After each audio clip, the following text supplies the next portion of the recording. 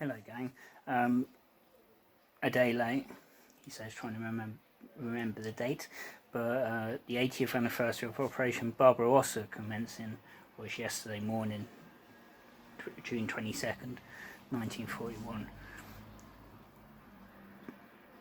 Though, as said in previous videos for the 1940 anniversaries, there have been a few things to change history, or the path of history perhaps, be it the evacuation of the troops on Dunkirk and then Churchill's determination to fight on and what followed. Barbarossa completely is the bang that rearranges the universe, really. It should not have come as a surprise to anyone who had read Hitler's Mein Kampf or who was in Hitler's intimate circle, perhaps.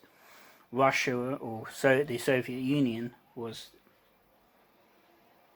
the nemesis to Hitler and his ideology, really. It was key, Russia and the former Soviet Union, as it now is, to Hitler's plans of Lebensraum, living space. There were supplies of food even, and resources. And it was ideal, really, for Germany. And also, communism, socialism was the bane of Hitler's life, I suppose, to put it simply. By invading Russia, though, of course, Hitler undermined his own Germany's chances of ever winning World War II. As previously noted in his book 5 Days in May, John Lukács, or the late John Lukács, said that the last chance Hitler really had to win the war was 1942, perhaps, when things could have gone a little bit differently, going after Stalingrad possibly earlier than they did when they had the opportunity, when they first reached it, when the city was lightly defended, or not going after Stalingrad at all, and all the rest of it. So in 1941, Germany is still ascendant. Now, there is no second front as such. Britain is still technically alone, or alone in inverted commas. It's still awfully reliant on the empire to supply it with anything, not just manpower. It has no capability to launch an invasion of mainland Europe or to do much, really, against Germany. Churchill was still trying to get America into the war, hoping America will join the war. And certainly Roosevelt is keen in his way of wanting to defeat Hitler, but he can't at present.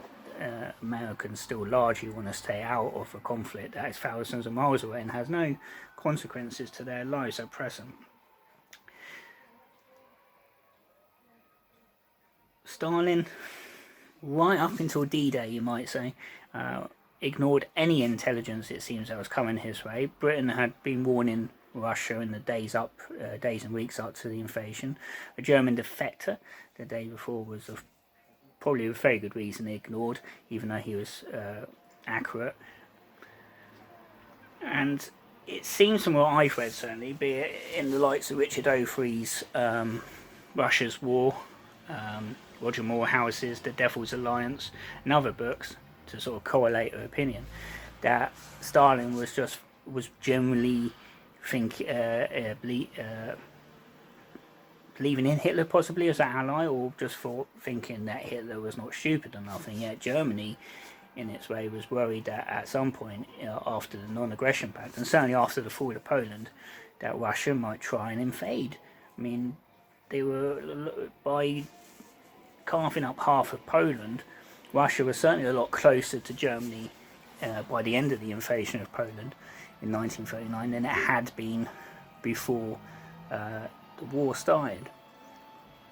The curious thing I found out, I didn't realise until probably reading the Roger Morehouse book, was that Ribbentrop actually went to Moscow once or twice to see if they could get Russia to join the Axis. And Hitler, of course, he paid no attention to this, or did not encourage it, because the ultimate aim was to invade Russia at some point. I mean, again, looking at the Dunkirk and Battle of Britain stuff I did last year, the ultimate goal was to invade Russia. the Battle of Britain was purely the culmination of what the Germans collectively refer to as the Western Campaign that started really with the invasion of Denmark and Norway.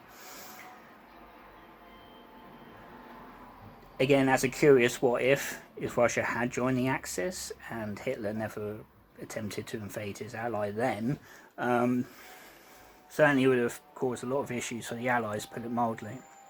But as it is, Hitler does invade over 3 million German and Axis-aligned troops, including Romanians and the like, pour over the Soviet border and take Russia completely by surprise. By now, he says, June 23rd, a lot has been destroyed.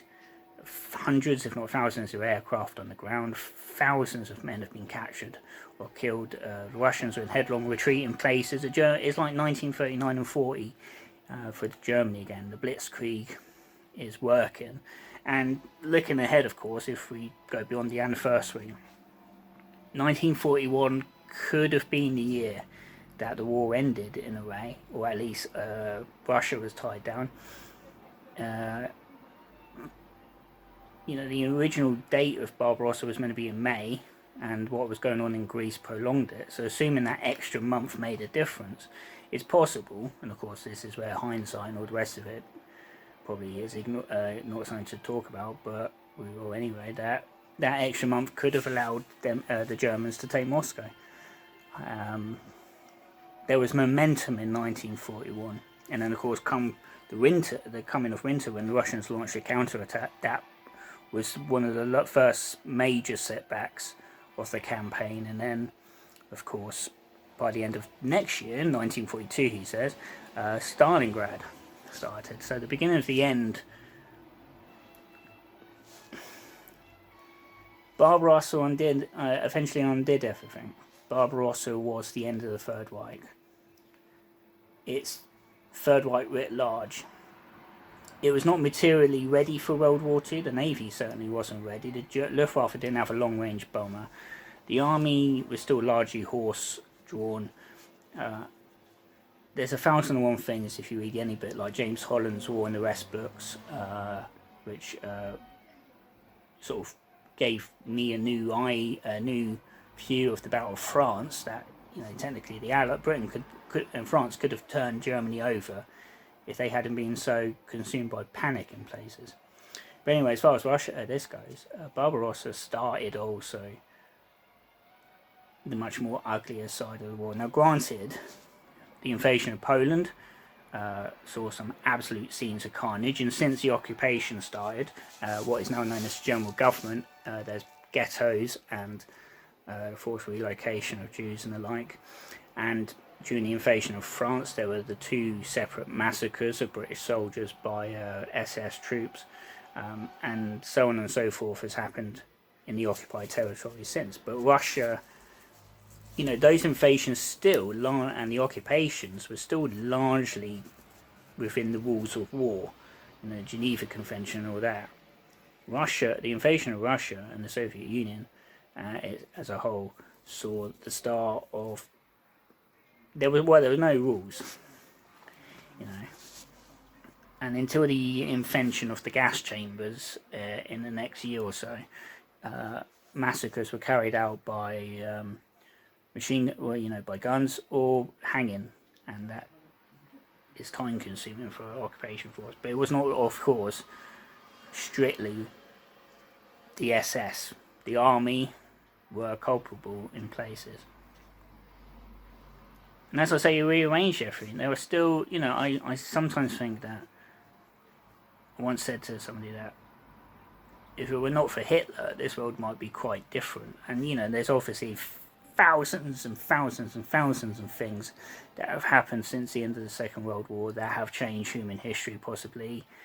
I don't know, the assassination of JFK, September the 11th, Vietnam or whatever, in the past 70 odd years, but Hitler wanted to bring Germany back. He gets into power.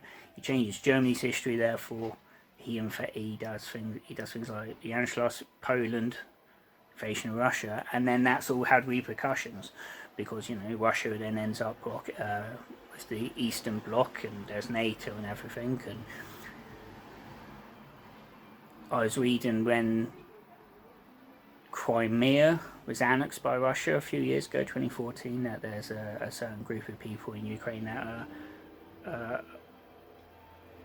are treated still differently because of what happened in World War II when the Germans occupied Crimea. There were certain stresses and factions in various countries occupied by the Nazis that are still feeling the effects of it. Germany is certainly still, despite the fact it is a massively different country since 1945, is still feeling it. Will, you know, Hans Frank, the infamous commandant, or whatever you want to call it, of the general government, said at Nuremberg that Germany could last 1,000 years and the guilt will never be erased. So Barbarossa started this in earnest, and indeed, if Germany had managed to defeat the Soviets in 1941 or by 1942, one plan, apparently after the Madagascar idea fell through because of the Royal Navy presence, was to essentially relocate the Jews to Siberia. Whether or not they massacred them then is murky, but it's in a couple of books that came out about the Holocaust recently. And of course Russia didn't, and then they had to think of, and then at some point mass murder came into it. And it was not just the Jews, you know, the Russian soldiers captured, sometimes were shot out of hand and killed. So many of them ended up in the camps. And of course, after when the Soviets started going westward, they still got punished because, you know, in the eyes of the Soviet, they had betrayed the country in some way. So I'm not sure if there will be any more videos to do with Barbarossa or the invasion of Russia in the next year. It's only 1941, 2021 anniversary-wise. Pearl Harbor, the obvious one. Now, the loss of the Prince of Wales and Repulse.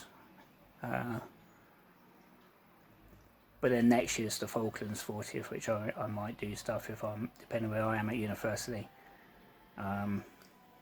Again, these are not perfect. I don't pretend to make them perfect. I just figure if I talk about history, it gives my history degree a reason to live whilst I am on furlough still. All donations, PO box, whatever. Thank you for watching this far if you've made it. YouTube says you've only watched the first 30 seconds, so thank you anyway.